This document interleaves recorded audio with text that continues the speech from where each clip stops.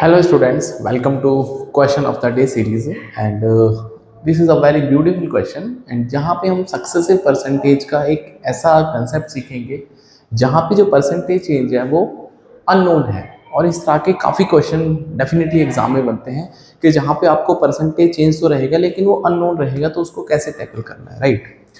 तो क्वेश्चन आपके सामने, shopkeeper conducts his business in such a manner that the price of the article is increase by x% then decrease by x%। Means x% से बढ़ गया, उसके बाद x% से डाउन हो गया, और ये प्रोसेस एक बार और रिपीट हुआ। तो आपको ये बोलना है कि इसमें पहली बार प्राइस 400 रुपये से डिक्रीज होता है और सेकेंड साइकिल के बाद price was decrease by 396, so we have to find the value of x actually, right. तो क्वेश्चन को करने से पहले एक कंसेप्ट होता है कि सपोज कोई भी नंबर है, that is we have some initial quantity p, इसको हम x% से इंक्रीज करते हैं और उसके बाद फिर x% से डिक्रीज करते हैं, राइट। तो हमको ये सोचना है कि यहाँ पर चेंज क्या होगा। तो अगर मैं मान लेते हैं p1 वैल्यू है और ये p2 वैल्यू है, तो I want to go to p2, right. हमको यहाँ से यहाँ तक चेक करना है कि ओवरऑल कितना परसेंट चेंज हुआ। हाँ, ओवरऑल परसेंट चेंज। तो one thing you have to notice कि अगर हम पहली बार इंक्रीमेंट करेंगे तो इट कैन बी 1 + x/100, क्योंकि आपको p तो रहेगा ही रहेगा प्लस। अगर मैं सोचता हूँ कि कितना इंक्रीमेंट होगा तो p का x%, तो p का x%, तो this is p plus p का x%। तो इसीलिए हमने इसको इस फॉर्म में लिखा। Now this is the value of p1। अभी आपके पास ये जो नंबर है p × 1 + x/100 हो गया, राइट। अब इस नंबर का x% से डाउन करना है। तो what I tell you again, अगर हम p2 को निकालना चाहते हैं तो दिस इज इनिशियल, भाई इससे पहले ये वाली वैल्यू इनिशियल है, p × 1 + x/100, और डिक्रीज करने के लिए हम 1 - x/100 करेंगे। तो अगर हम थोड़ा सा इसको सिंप्लीफाई करते हैं तो ये हो जाएगा p × 1 - x² 100 का स्क्वायर, राइट, x² 100 का स्क्वायर। तो अगर मैं आपसे ओवरऑल जानना चाहता हूँ कि ओवरऑल हमको फायदा हुआ या नुकसान हुआ, तो p2 को अगर मैं देखता हूँ p - x² 100 × p, तो आप ओवरऑल सोचोगे यार हमने p से स्टार्ट किया था और हम कुछ माइनस कर रहे हैं। तो ये जो परसेंटेज चेंज होता है इस तरह से कि कोई भी नंबर उतना ही बढ़ता है परसेंटेज में, उतना ही भी डाउन हो जाता है, तो ये ऑलवेज आपको लॉस देगा या डिक्रीज वैल्यू देगा। तो आई कैन से कि जो P2 होगा वो कितना होगा, P में से 1 - x² 100। I believe it is clear, right. तो अगर मैं यहाँ पे बात करता हूँ डिक्रीज की या लॉस की, डिक्रीज क्वांटिटी कितना होगा या लॉस कितना होगा, तो लॉस के लिए ओरिजिनल वैल्यू ज़्यादा है P - P2, राइट। तो P तो आपके पास P है और P2 का जो वैल्यू है P × 1 - x² 100। तो अल्टीमेटली ये बात आपसे बोल सकता हूँ मैं कि जो लॉस होगा वो x² 100 होगा। So this is going to be the loss. तो ये जो लॉस है या जो डिक्रीज वैल्यू है, डिक्रीज इन वैल्यू, तो ये है इनिशियल वैल्यू का x² 100। I believe it is clear, right, I hope it is clear. मतलब कि अगर मैं एक साइकिल को रिपीट करता हूँ तो मैं यहाँ से यहाँ तक जब पहुँचूंगा तो p का x² 100 मुझे पता चल चुका है। आई hope it is clear, right. तो ये कंसेप्ट आपको बार बार लगाना है और इस क्वेश्चन में 2 बार लगाना है, राइट। तो चलिए सवाल की शुरुआत करते हैं। तो अगर मैं इस प्राइस को, इनिशियल प्राइस को p अज्यूम कर लेता हूँ, तो after 1 + increment and after 1 such decrement, x% से अप और x% से डाउन, तो ये वाली जो वैल्यू है यहाँ पर जो वैल्यू आएगी ये आ जाएगी p × 1 - x² 100। और ये बोलता है आपसे कि ये वैल्यू डाउन हो गई है 400 से, ये वैल्यू डिक्रीज हो चुकी है 400 से। मतलब आपके पास कोई भी प्राइस था p, उसमें से अगर मैं 400 माइनस कर दूंगा, हमने स्टार्ट किया p से, उसमें से 400 माइनस करूंगा तो मुझे ये नंबर मिलेगा p × 1 - x² 100। I hope it is clear. तो अगर मैं इसको इधर लेके आ जाता हूँ तो p - 1 - x² 100 और इस 400 को उधर लेके चले जाएंगे, तो मैं ये बोल सकता हूँ आपसे कि यहाँ से जो हमने चेंज किया था ये हो जाएगा p में से p माइनस हो जाएगा, that is x square upon 100, उसका वैल्यू p टाइम्स करेंगे तो आपको 400 मिलेगा, बिकॉज ये तो लॉस हो गया, यही तो मैंने आपको सिखाया। तो यहाँ से हमारे पास दो वेरिएबल है, we have x also, we have p also, so at least I need another equation और सम गैस मारना पड़ेगा, राइट। तो इसलिए उसने बोला है कि आपको एक बार और चेंज करना है, तो ये आपके पास जो वैल्यू है this is a change, this is the change, right. तो अगर आपके पास इसको एक बार भाई इस वाली वैल्यू को एक बार और चेंज करना है, प्लस x% और उसके बाद माइनस का x%, तो ये जो वैल्यू आएगी अभी यहाँ पर, ये वाली जो फाइनल वैल्यू आएगी ये आ जाएगी, दैट इज ये तो ओरिजिनल है इसके लिए,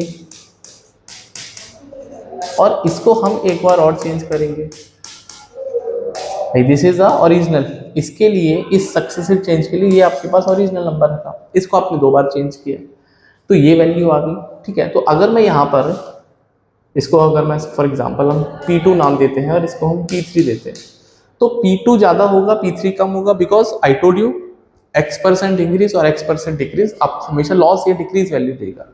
तो सिमिलरली अगर मैं P2 माइनस P3 करता हूँ तो यहाँ पर ये नंबर तो कॉमन है आपके पास, p into 1 minus x square upon 100, तो ये आपके पास बचेगा 1 minus 1 plus x square upon 100, तो 1 से 1 कैंसिल आउट हो जाएगा, तो p into 1 minus x square upon 100 times x square upon 100, ये आपके पास चेंज आ गया।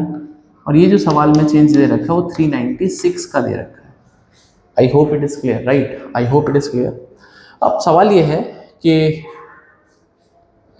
इसकी जो वैल्यू है x square into P into 100, तो ये दिख रहा है x square into P into 100 divide by 100, इसकी वैल्यू 400 दे रखी है। तो नेक्स्ट पेज पे अगर मैं सॉल्व करता हूँ p into x square upon 100 का स्क्वायर, अच्छा यहाँ पे 100 का स्क्वायर भी आएगा क्योंकि दो बार चेंज हो रहा था ना, यहाँ पे स्क्वायर भी आएगा, हाँ ये 2 टाइम्स, तो ये 2 टाइम्स आएगा, यहाँ पे हर जगह 2 टाइम्स आएगा, यहाँ पे भी 2 टाइम्स आएगा, राइट, ये 2 टाइम्स आएगा एक्स स्क्वायर अपॉन 100, राइट। यहाँ पे भी ये 2 बार आएगा क्योंकि आपने 2 बार चेंज किया है ऐसा, ठीक है। तो इनकी वैल्यू आपको जो दे रखी है into 1 minus x square upon 100 का होल स्क्वायर, ये वैल्यू 396 है। अब ये वाली वैल्यू तो आपको दे रखी थी 400 equals to 400 into 1 minus x square upon 100 का स्क्वायर इक्वल्स टू 396।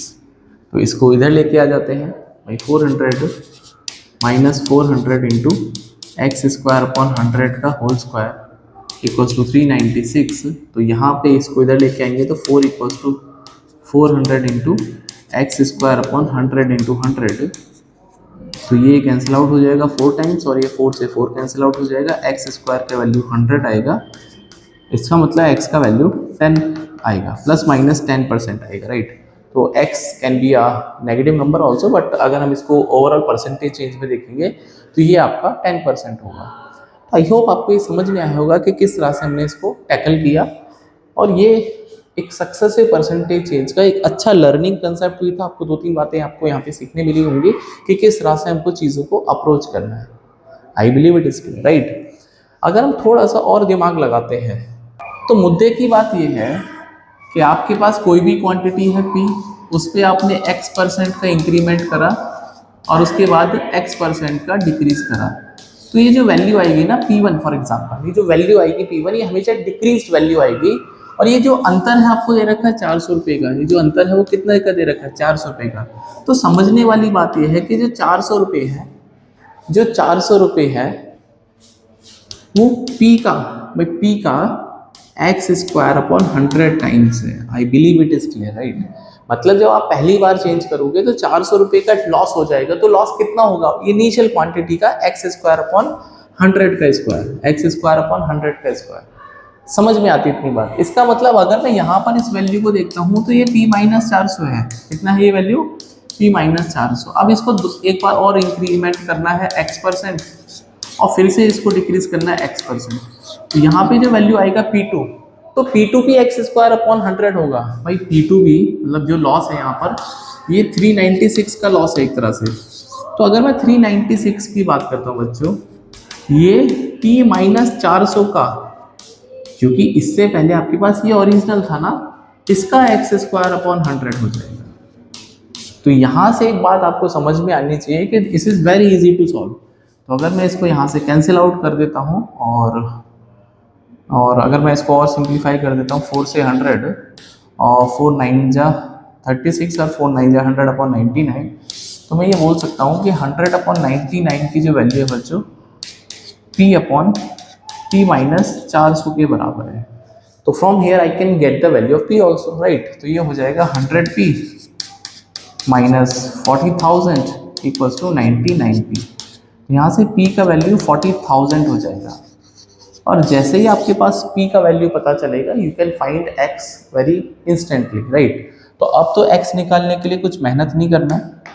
तो आई कैन डायरेक्टली से कि ये आपके पास जो वैल्यू है ये 40,000 आ चुका 40,000 आ चुका है, मतलब P का value into x square upon 100 into 100, और ये वैल्यू आपको दे रखा है 400।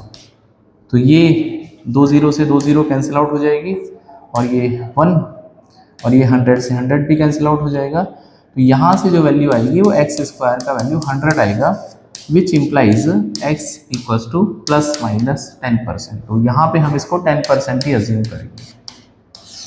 तो ये आपका फाइनल आंसर था। तो ये जो बात है ये बहुत ज़रूरी है कि अगर आप एक पर्टिकुलर क्वांटिटी को x% या फिर उतना ही परसेंट इंक्रीज करते हैं, उतना ही परसेंट इंक्रीज करते हैं। मैं फिर से इस बात को लेकर देता हूँ कि P को आप कितना भी परसेंट इंक्रीज करो, K% फॉर एग्जाम्पल, या पहले डिक्रीज भी कर सकते हो, कोई बड़ी बात नहीं है, और उसके बाद उसको K% से इंक्रीज करो, ये फ्लिप कर सकते हैं। तो ये जो वैल्यू आएगी P1, जो P1 आएगी वो ओरिजिनल का, ये जो P1 आएगा बच्चों ये ओरिजिनल का 1 माइनस एक्स स्क्वायर अपॉन 100 का स्क्वायर होगा।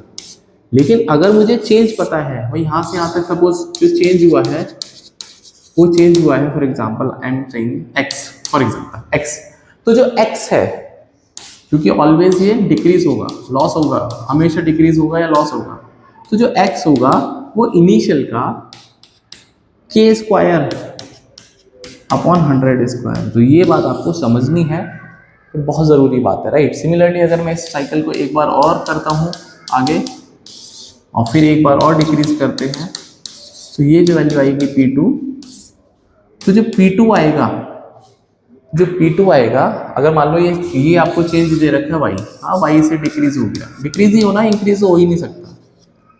तो जो यहाँ पे P2 का मतलब जो डिक्रीज होगा y, जो y डिक्रीज होगा वो P1 का, क्योंकि इससे पहले आपके पास ये वाली वैल्यू ओरिजिनल है, क्योंकि आपने 2 बार यहाँ पर चेंज किया है। तो P1 का के स्क्वायर अपॉन 100 स्क्वायर।